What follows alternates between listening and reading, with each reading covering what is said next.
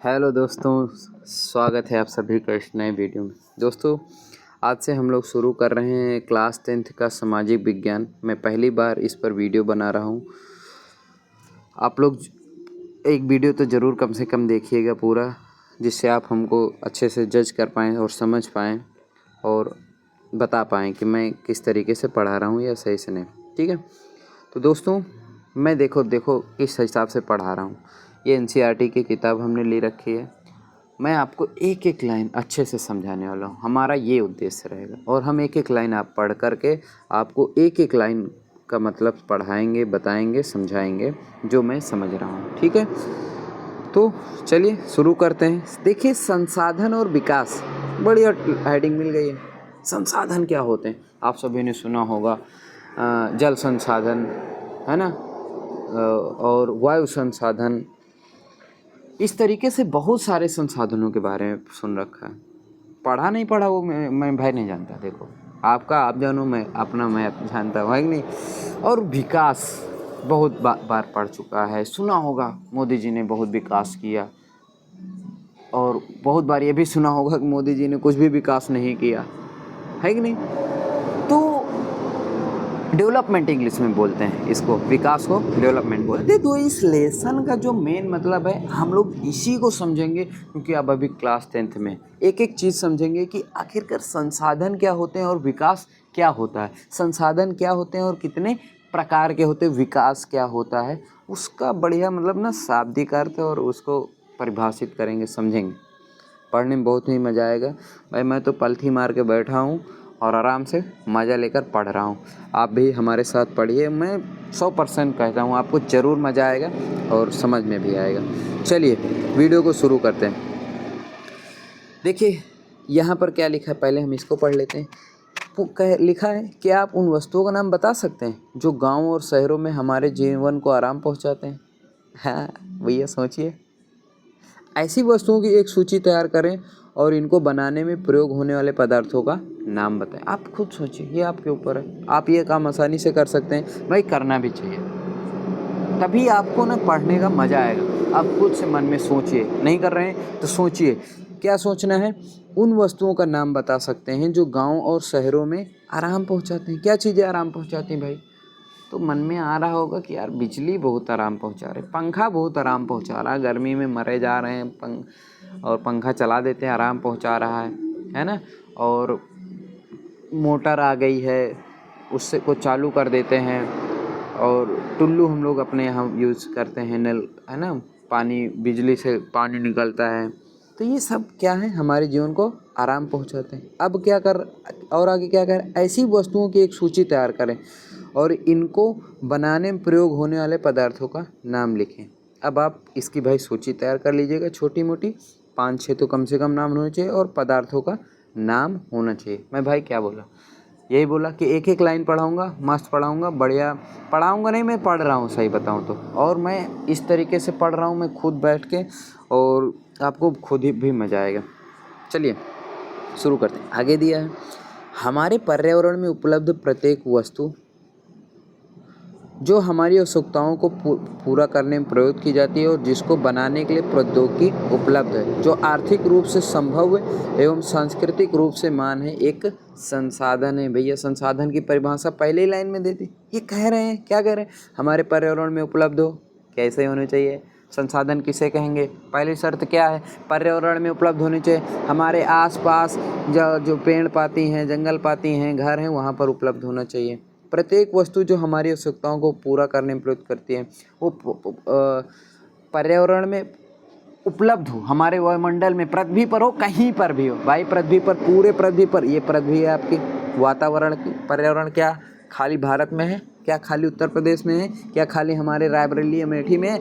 नहीं है, पूरे भारत, पूरे विश्व में, पूरी पृथ्वी पर क्या है, पर्यावरण है। और उस पूरी पृथ्वी पर कोई भी चीज़ अगर हमारे क्या कर रही है, हमारे आवश्यकताओं को पूरा करने में प्रयोग की जा रही है, तो और जिसको बनाने के लिए प्रौद्योगिकी उपलब्ध है। प्रौद्योगिकी क्या होती है? प्रौद्योगिकी टेक्नोलॉजी। भाई हम उदाहरण के लिए मान लीजिए बाइक से जा रहे हैं, तो बाइक क्या हमारे पर्यावरण में उपलब्ध है? और ये हमारी आवश्यकताओं को क्या कर रही है, पूरा कर रही है। हम एक स्थान से दूसरे स्थान जा रहे हैं, जिसको बनाने के लिए किसका उपयोग हो रहा है, प्रौद्योगिकी का। गाड़ी ऐसे थोड़ी बनी, मोटरसाइकिल ऐसे थोड़ी बनी, कार ऐसे थोड़ी बनी। इसको बनाने के लिए किसका उपयोग हुआ है, टेक्नोलॉजी का हुआ है, प्रौद्योगिकी का उपयोग हुआ है, जो आर्थिक रूप से संभव है। पैसा लगाओ, बनाओ। सांस्कृतिक रूप से मान्य, भैया मान्य भी है, इसको कोई रोक टोक नहीं कर सकता। अरे भाई सांस्कृतिक रूप से मानने का मतलब क्या हुआ भाई, है कि नहीं। मतलब ये कोई उस तरीके की गलत चीज़ नहीं है जिसके लिए रोक टोक करे। तो वो क्या है, एक संसाधन है। मतलब एक लाइन में बोलूँ तो हमारे पृथ्वी पर या फिर हमारे वायुमंडल में उपलब्ध हो, और साथ में उपलब्ध होने के साथ साथ हमारी आवश्यकताओं को पूरा करे, और उसको बनाने के लिए प्रौद्योगिकी होती, वही क्या है, संसाधन। अब कुछ भी हो सकता है, कुछ भी हो सकता है। मैं जल का बोला, ठीक है, जल का बोला, आप कुछ और सोच लीजिए, कोई दिक्कत नहीं है। मोटरसाइकिल का हमने बोला, आप हवाई जहाज सोच लीजिए, और बढ़िया। तो आई थिंक मेरे हिसाब से अब आपको इतना क्लियर हो गया होगा कि संसाधन किसे कहते हैं। तो कोई भी, मैं रिपीट करता हूँ, कोई भी वस्तु जो पर्यावरण में पाई जाती है, हमारे काम को आसान करती है, जिसको बनाने के लिए प्रौद्योगिकी काम में आती है, वो सब क्या है, संसाधन के अंतर्गत आते हैं। ठीक है, देखिए हम देखते हैं आगे दिया है हमारे पर्यावरण में उपलब्ध वस्तुओं और वस्तुओं की रूपांतरण की प्रक्रिया प्रकृति प्रौद्योगिकी संस्थाओं के पारस्परिक क्रियात्मक संबंध में निहित है। मानव द्वारा प्रौद्योगिकी द्वारा प्रकृति के साथ क्रिया करते हैं और अपने आर्थिक विकास की गति को तेज करने के लिए संस्थाओं का निर्माण करते हैं। भैया क्या कर रहे हैं, यहाँ पर लाइन देखिए, मानव प्रौद्योगिकी द्वारा प्रकृति के साथ क्रिया करते हैं। मानव क्या करता है, टेक्नोलॉजी का यूज करके मोटरसाइकिल बनाता है, यही तो क्रिया हुई। बनाना क्या हो गया, क्रिया हो गई। और अपने आर्थिक विकास की गति को तेज करने के लिए संस्थाओं का निर्माण करता है। भैया आर्थिक विकास की गति तेज कैसे होगी, हम साइकिल से किसी सामान को एक स्थान से दूसरे स्थान तक जाएंगे तो टाइम लगेगा, मोटरसाइकिल से जल्दी से फटाक से छोड़ देंगे, क्या होगा, तेज होगा, स्पीड तेज होगी। तो ये चीज़ हो गया। ठीक है, आगे दिया है, क्या आप भी अन्य बहुत से लोगों की तरह संसाधनों को प्राकृतिक उपहार समझते हैं। क्वेश्चन कर रहा है, आप बताइए अपने हिसाब से भाई कि क्या आप भी अन्य बहुत से लोगों की तरह संसाधनों को प्राकृतिक उपहार समझते हैं। ये जो भी संसाधन है, मोटरसाइकिल जो हमने बताया, जल संसाधन बताया जिससे बिजली बनती, क्या ये क्या है, प्राकृतिक उपहार है। आगे लिखा ऐसा नहीं है भाई, सभी संसाधन प्राकृतिक संसाधन नहीं है, ये आपको समझना होगा। सभी संसाधन प्राकृतिक संसाधन नहीं है। संसाधन मानवीय क्रियाओं का परिणाम है। बहुत इम्पोर्टेंट बात, ये पूछा जाता है, ये इम्पोर्टेंट चीज़ है, पूछा जाए ना पूछा जाए। संसाधन क्या है, मानवीय क्रियाओं का परिणाम है। अगर मानव क्रियाएं नहीं करता तो आज मोटरसाइकिल का निर्माण नहीं होता, हवाई जहाज़ें नहीं उड़ रही होती, मिसाइल नहीं बन रही होती। तो आपको ये समझना है कि जो भी, देखो भाई हम संसाधन पढ़ा रहे हैं, अच्छे से समझ में आ रहा होगा तो लाइक कर दीजिएगा, ज़रूर कर दीजिएगा, ठीक है। तो जितने भी संसाधन हैं वो सभी क्या हैं भैया, मानवीय क्रियाओं का परिणाम है। मानव स्वयं संसाधनों का महत्वपूर्ण हिस्सा है। वे पर्यावरण में पाए जाने वाले पदार्थों को संसाधनों में परिवर्तित करते हैं तथा उन्हें प्रयोग करते हैं। मानव क्या करता है भाई, मोटरसाइकिल खुद से बना लिया, ईंधन खुद से बना लिया, पेट्रोल खुद से बना लिया, नहीं। इसने क्या किया, परिवर्तन किया। इसने क्या किया, वे पर्यावरण में पाए जाने वाले पदार्थों को संसाधनों में परिवर्तित करते हैं। भाई पर्यावरण में क्या पाया गया, पर्यावरण मतलब पृथ्वी पर क्या पाया गया, जमीन के नीचे मिला भैया पेट्रोलियम, ईंधन मिला, उसको इन्होंने क्रूड ऑयल, है ना, क्रूड ऑयल बोलते हैं, कच्चा तेल जमीन से निकाला, संशोधित किया, उसका पेट्रोल डीजल बनाया, गाड़ी में डाला और क्या किया, उड़ाया। तो भाई वही चीज़ यहाँ पर लिखा हुआ है, पर्यावरण में पाए जाने वाले पदार्थों को संसाधनों में परिवर्तित करते हैं तथा उन्हें प्रयोग करते हैं। फिर क्या करता है, प्रयोग करता है मानो भाई। इन संसाधनों को वर्गीकरण निम्न प्रकार से किया जा सकता है। अब यहाँ पर आ गया भैया द क्लासिफिकेशन ऑफ संसाधन। संसाधन का इंग्लिश नेम हमें भी याद नहीं आ रहा, इसलिए हम संसाधन को संसाधन ही बोल रहे हैं। तो अब यहाँ पर वर्गीकरण देखिए दिया हुआ है। वर्गीकरण जो दिया गया है यहाँ पर देखिए, पहला दिया है उत्पत्ति के आधार पर जैव अजैव। आप इसको सजीव निर्जीव बोल सकते हैं। दुनिया में पृथ्वी पर दो ही चीज़ें हैं, दो ही संसाधन हैं, एक सजीव और एक निर्जीव है।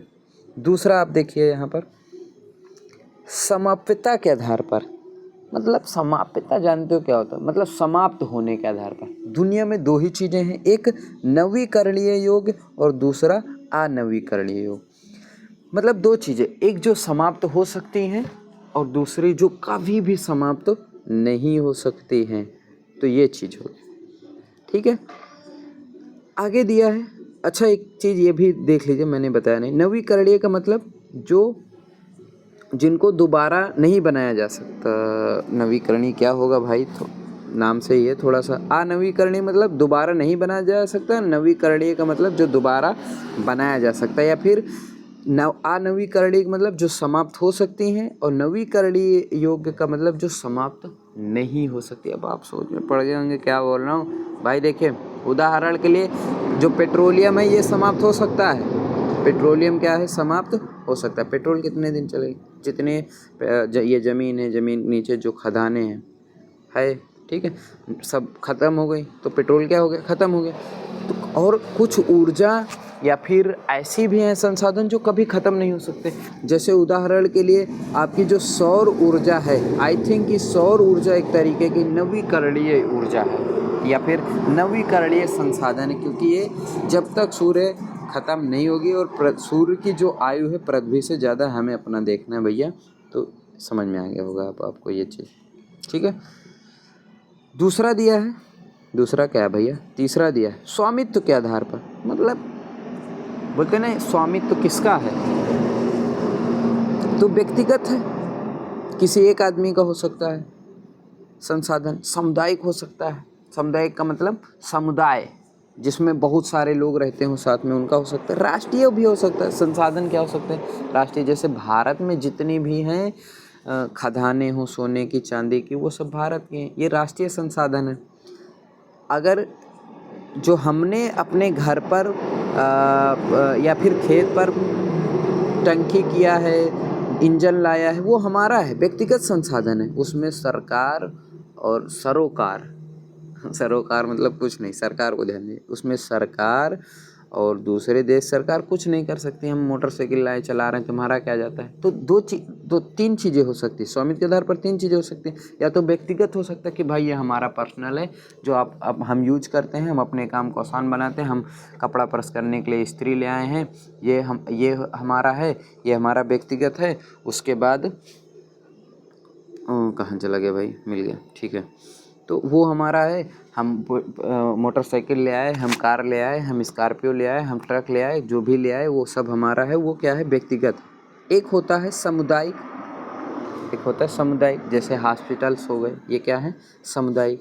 राष्ट्रीय, जो राष्ट्र के लिए होते हैं वो राष्ट्रीय है। जैसे आपने सुना होगा कि बैंक अगर किसी के यहाँ पर ना वो मिले, क्या चीज़, किसकी बात कर रहे हैं, अगर किसी के यहाँ मिल जाए सोने की खदान तो सरकार उसको कब्जे में ले लेती है, ऐसा सुना होगा। तो वो एक तरीके का राष्ट्रीय हो गया। अंतर्राष्ट्रीय भी होते हैं कुछ चीज़ें, जैसे सीमाओं की बात करें या फिर कई चीज़ें हो सकती हैं। अभी उदाहरण जैसे आएगा मैं आपको ज़रूर बताऊँगा। आगे दिया विकास के स्तर के आधार पर संभावी, विकसित, भंडार और संचित कोष। देखिए तीन चीज़ें दी हुई, संभावी, संभावी, ठीक है, मैं कलर चूज कर रहा था। संभावी, विकास के स्तर के आधार पर संभावी, विकसित, भंडार और संचित कोष, ये हो गए आपके, इसके आधार पर तीन हो गए। तो अब आपको यहाँ पर समझ में आ गया होगा कि संसाधन कितने प्रकार के होते हैं। देखो यहाँ पर एक टेबल दिया गया है, टेबल से भी समझाया गया है कि संसाधन कितने प्रकार के होते हैं। टेबल में आप देखेंगे दो प्रकार, पहला दिया है प्राकृतिक, दूसरा दिया है मानवीय। मानवीय का मतलब ऐसे संसाधन जिसका निर्माण मानव करता है तो वो मानवीय हो गए, ठीक है।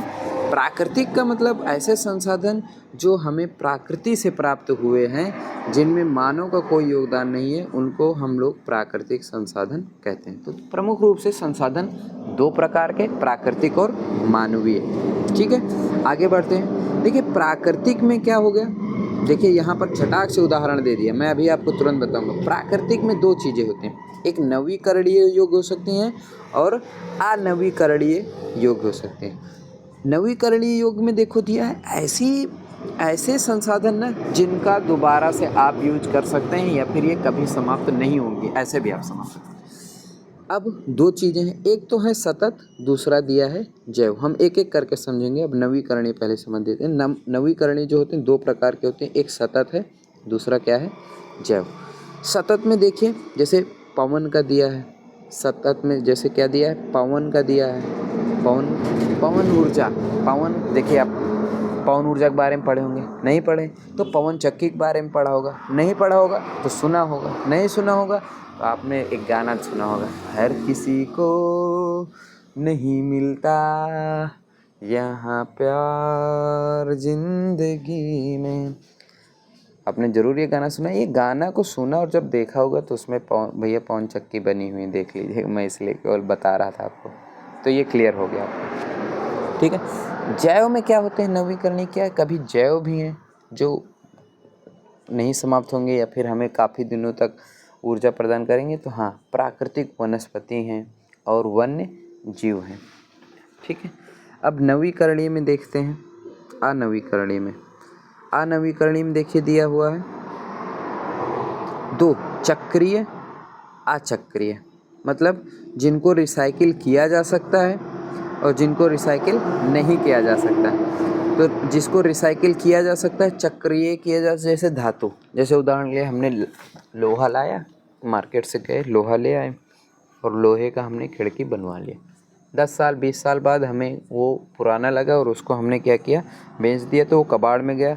कबाड़ में जाने के बाद में क्या होगा, उसको गर्म करके वो लोग मतलब कंपनी को देंगे, कंपनी वाले इसको फिर से हीट करेंगे, गर्म करेंगे, पिघलाएंगे, नया आकार देंगे, फिर से हमारे पास आ जाएगा। तो इसको बोलते हैं चक्रीय, इसी को कहा जाता है चक्रीय। दूसरा होता है अचक्रीय। भाई जीवाश्म ईंधन है, अगर आपके पास ये जीवाश्म ईंधन है, तो आप अगर जीवाश्म ईंधन है तो फिर आप जीवाश्म ईंधन को नहीं कर सकते। आप पेट्रोल एक बार जला के उड़ा दिए ना भैया, तो पेट्रोल को आप दोबारा किसी भी तरीके से प्राप्त नहीं कर सकते हैं।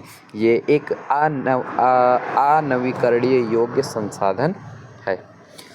तो दोस्तों उम्मीद करता हूँ आपको समझ में आ गया होगा। यहाँ तक मैंने पूरी कोशिश की है आपको संसाधन के बारे में समझाने की और संसाधन के प्रकार के बारे में बताने की। तो उम्मीद करता हूँ दोस्तों समझ में आया होगा। मिलते हैं नेक्स्ट वीडियो में नेक्स्ट टॉपिक के साथ, और अगला टॉपिक हमारा यही होगा संसाधनों का विकास। इसको हम लोग पढ़ेंगे, ठीक है। मिलते हैं नेक्स्ट वीडियो में। बताइएगा वीडियो कैसा रहा आप लोगों को।